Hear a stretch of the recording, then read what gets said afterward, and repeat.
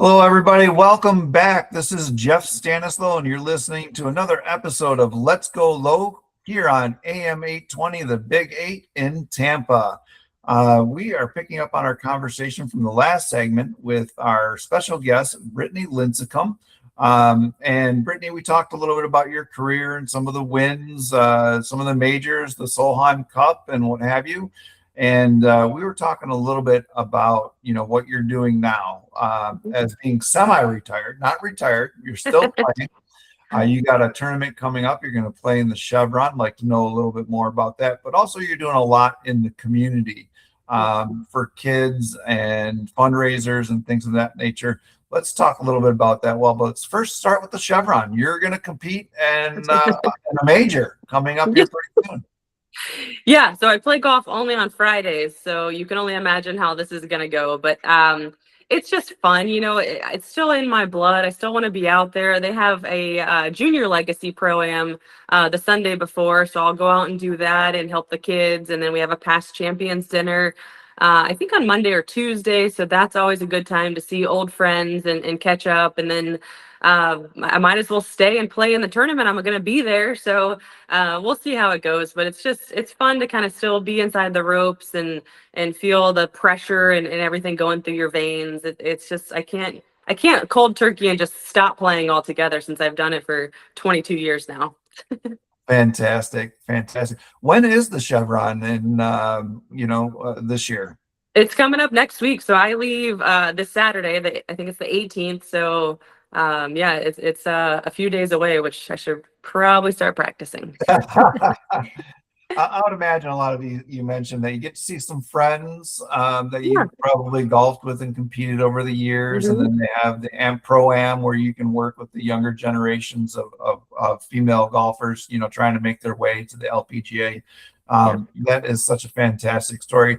We also talked a little bit about what you do in the community to give back. First tee of St. Petersburg you're running. Yes. Gary Cope is a friend. He's a member at Avila, and I know he's actively involved in the first tee, and many other. Fred Ridley from the Masters and many others really support that organization. I've been to the charity events a couple times at Palmacia and what have you. So it's a great event. And then you have a couple other things that you're working. So the floor is yours. This is Brittany, LPGA player. Yeah, I'm now running both of my events for the first tee of St. Petersburg, and I turned pro a long time ago. I've always wanted to give back to the community. Golf has given me so much that it's only right to give it back and support that next generation. And I know how expensive golf is as a child and how taxing it is on parents. So, we try to do scholarships or fundraisers and trying just to put clubs in the kids' hands to be able to give them the opportunity to play this wonderful game.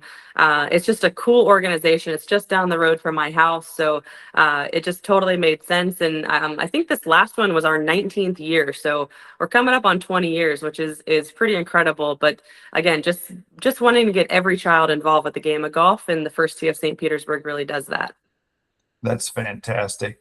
You mentioned something about Fins and Skins, that another organization that you're helping out or being a part of? It's still we're raising money still for the first tee of St. Petersburg, but this September I'm pulling in two things that I really love, which is fishing and golf. So Sunday, September 13th, we're going to do, it's a half day fishing for the inshore slam. So redfish, snook, trout. And then depending on how many fish you catch, if you get all three, you get strokes taken off your golf game the next day. So you could be teeing it up on Monday at 5-6 under par to start the day. So it's just going to be a great event, September 13th and 14th. And I'm bringing two of my passions together, and this is only our fourth year for it. So we're kind of trying to get it off the ground, and we'll see what happens. Fantastic. Is there a website or something related to that where someone can go find information for the Fins and Skins? I think so. I think it's on our first tee of St. Petersburg website, or you can Instagram me or send me a message. Yeah, that'd be great. Fantastic. We'll put it up on our website at golfersunite.com and set a link to the Fins and Skins and other things that you do. So I appreciate it. Brittany Lincicome, LPGA player. We are in our second segment talking to us. She was kind enough to extend And we have another special guest joining us, Emily Nowak, and Emily is the founder of the Fairway Femme Club. She is a golf nut too, as well. I think we all are golf nuts. Yes. That's kind of a founding principle of what we do. And Emily, why don't you take a minute to introduce yourself and talk a little bit about your background in the Fairway Femme Club, and then I know you have a few questions for Brittany. Yeah, so I went to Ferris State, studied golf. I have been all over the country teaching golf, working in golf. Spent a lot of time in Palm Desert, so Oh yeah. I know the Dinah Shore tournament very well, and great one to win, big event in the area. But as I was working in the golf industry, something I saw was women weren't always as comfortable as men out there. They were intimidated or scared. So kind of my goal with that, with the Fairway Femme Club, is making them feel more comfortable, letting them know there is a space for them out there, and kind of making an online community for now, kind of for them to feel welcome and communicate and things like that. I know you work with the First Tee. You are very into getting people into the game. Yep. Do you have any advice for women who are kind of getting into the game for the first time? Something we see a lot is they go that first time, but either something scares them away or something intimidates them and they don't go back that second time or aren't going back consistently. Yeah. Do you have any advice for anybody getting into the game? Women, anybody really? Yeah, for sure. I mean, you're a godsend to be able to give lessons, and a female, like what better person to go take a lesson from than another female who can relate to what you're going through. When I think females are intimidated by the men, especially because they're going to top it or they're going to miss it and they're embarrassed. And if they can find a female coach, I think that's a big help. Also, our club here does women's clinics. So if you can find where to do like a ladies clinic, I think that is also way less intimidating, because if you hit a bad shot, it's not a big deal. It's not as stressful because you think, oh, the men are watching and they're expecting better of me. And at the end of the day, it's not a big deal. I'm just happy and grateful you're out there and you're trying it and you're trying to learn a new thing. And it's so great. So yeah, I always think the ladies clinics are great. If you can find a friend, that's even better. Maybe go play, I would say 9 holes, but even if you just go play 5 holes, you don't have to play all the holes. Just go play a few here and there, but I think just stick with it. Nobody cares. Just go out there, have fun, and pick up the game, because it's such a wonderful game. Everybody should play. Exactly. And nobody's looking at you as much as you think they are, for I sure. think they think, especially pro-ams too, for us, they're embarrassed if they top it, shank it, whatever. And I'm like, I'm not getting paid for this pro-am. I just want you to have a good time. So if you hit a bad shot, it's not a big deal. Just have a good time. Exactly. Yeah. And as that game is kind of growing, there's a lot of social media brands coming out. I'm kind of launching some of my own gear, so people kind of feel like they're a part of a country club. They can kind of wear that gear when they go out. As all that is building up, do you see any gaps or things where social media people can just attack and kind of go into the industry? Or do you feel like there's spots where people are maybe left out? Do you think there needs to be more First Tee programs, maybe start that online? Or do you think there are things like the First Tee? Do you think there's a gap of anything missing in the industry right now to kind of help grow it? I don't think right now. Years ago, I would have said yes, but now with the First Tees, the LPGA Girls Golf Program, really trying to grow the women's side of it. There should be more for grown women. Now that I'm thinking about it, there could be another space there that we could try to, elevate. Even the women, the senior tour for women, I think we have 3 tournaments. So even our side, as you get older, there's not a lot of opportunity. So maybe that is something we can grow. But I know the juniors, when I hear the numbers for these LPGA girls golf programs, and they're just skyrocketing, that's really cool to see. It's cool to see colleges, thriving. But I think you're right, Emily. I think there could be a market for, 45 to 80, year old women that just kind of feel left out and don't have a space to go. So I've definitely heard that teaching under older women, they talk about how there's kind of a desert for competition kind of as you get older. You can try to make the US Open, you can play, but especially as a PGA member, as a woman, you're playing with the men. Usually you're back at their tees. So for kind of that middle age, there's not really a huge spot for competition is what I hear. Yeah, you are 100% right. And I have been meaning to go to our commissioner and really try to grow our senior tour. And I don't know if it's dropping the age to 40 to get, myself, Paula Kramer, Brittany Lang, Morgan Pressel, to get all like my generation of girls into it to kind of help, vamp it a little bit. And then you could maybe move the number back to 45. I don't know what the play is, but you are 100% right. Like looking forward, like I can't do anything until I'm 45. So now I'm just sitting around kind of playing a few LPGA where I can't beat these girls anymore. You're in that, I you're in can't compete. that limbo phase. I'm in limbo. You're right? correct. Yeah.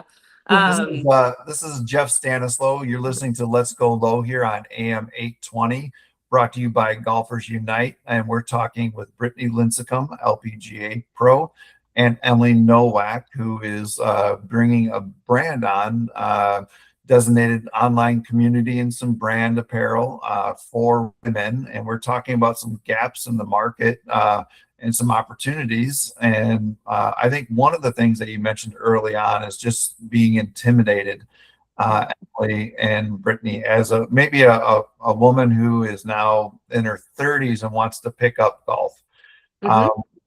I think one of the things that maybe we could talk about briefly is just educating them on the process, like understanding the rules, understanding the etiquette, and, how do they just overcome that fear?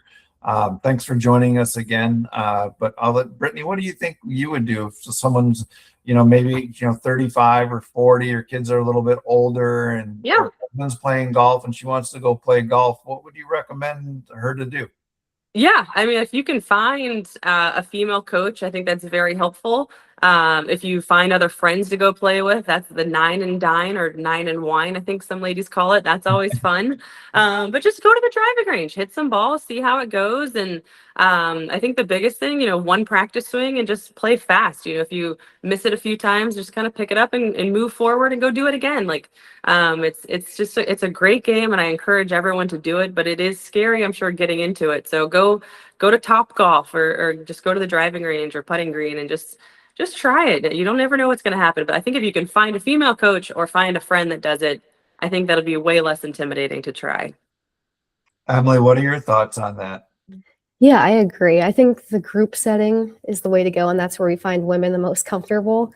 They may go in scared, but give it 15 minutes in a group setting and they're perfectly fine. Yep. There's always those little things like when you start playing at higher end places, accidentally walking into like a male only section or things like that unfortunately you will have to learn the hard way. Now you'll keep your eyes open, but I try to talk about things like that. Or sometimes the rules can be weird with like women with hats inside. So yeah, there'll always be those little challenges that you'll have to learn the hard way, but I think just getting out there is the biggest and hardest step. For sure. Well, maybe you two can talk a little bit more offline and come up with some ideas and some strategies, or do some collabs, I think they call it nowadays, these youngsters. Emily Nowak, founder of Fairway Femme Club, and Brittany Lincicome.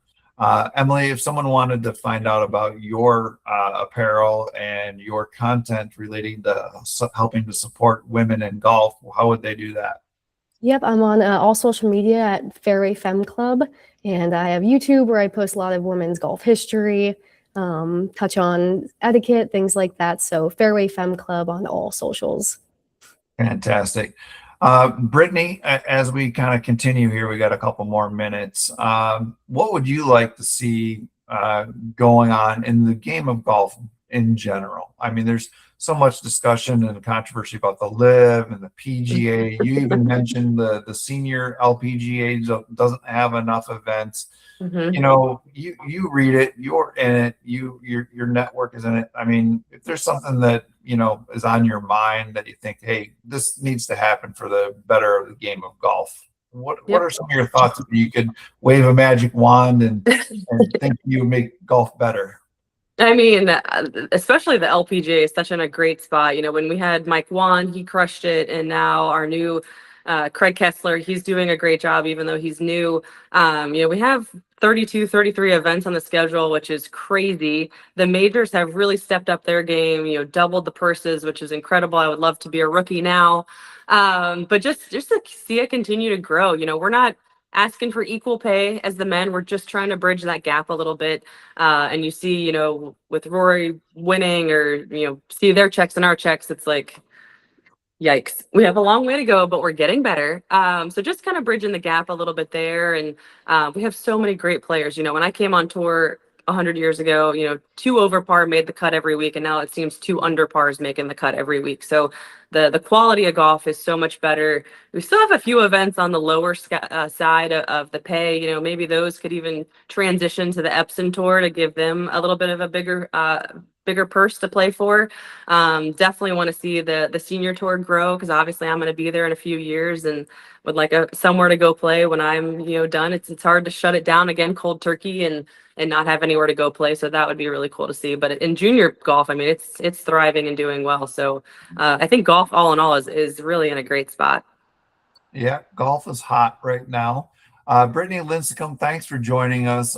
Emily Nowak, thanks for joining us as well.